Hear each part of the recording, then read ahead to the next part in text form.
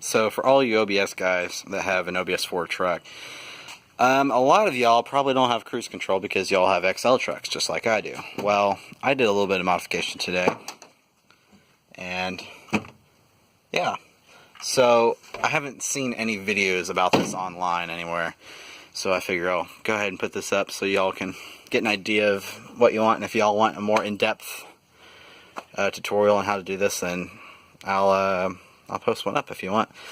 So what you do is this horn pad. This is a 93. Procedure is probably similar for 94 and up trucks, but this is a 93.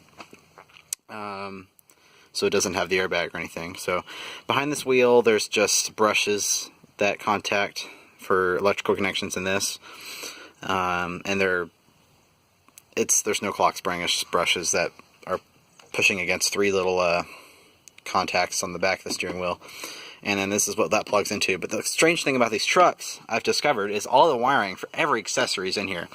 This thing had a regular dome light, and I installed the map light because they're cool. The wiring's already there for that.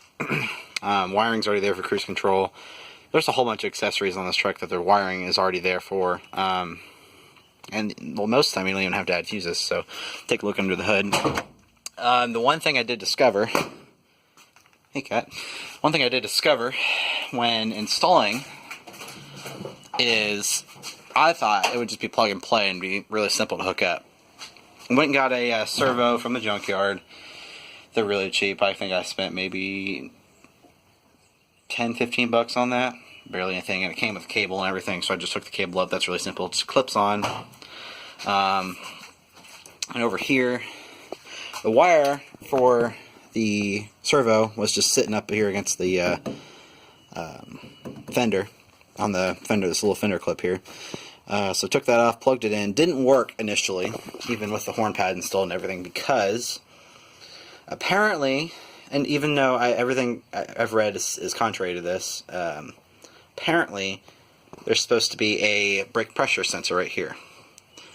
On 93, I can't find anything that says they existed on these trucks. I thought it was 94 and up, but even apparently 94 or 93 or 92 servos require this.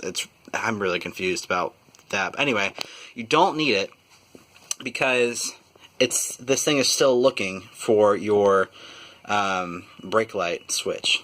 Brake light switch signal. So if your brake lights are on, that means this thing's going to be deactivated. And I have proof that it works. So what I did was I'll post the link I found for all the wiring diagrams up in the description. But what I did was one of these, I think it's that wire right there, pin number 9, I believe. I think it's pin number 9. Took pin number 9, wired it in with the constant 12 volt, or it's not constant 12 volt, it's accessory 12 volt coming in when the accessory's on, and then just wired that directly into the brake pressure switch where that would be normally, and it doesn't make a difference. This cruise control is still turning off whether or not I have that. Even if when I hit the brake pedal, the cruise control turns off. That's all that matters. Off switch works, and if worst case scenario happens, you just turn the ignition off and you lose it all. But that's not a huge deal. But I haven't had any problems, and it's been working great. It turns out, though, if you do your research, that these 93, 92 trucks that don't have the brake pressure sensor switch often had a vacuum cruise control system, and apparently that's what this was supposed to have.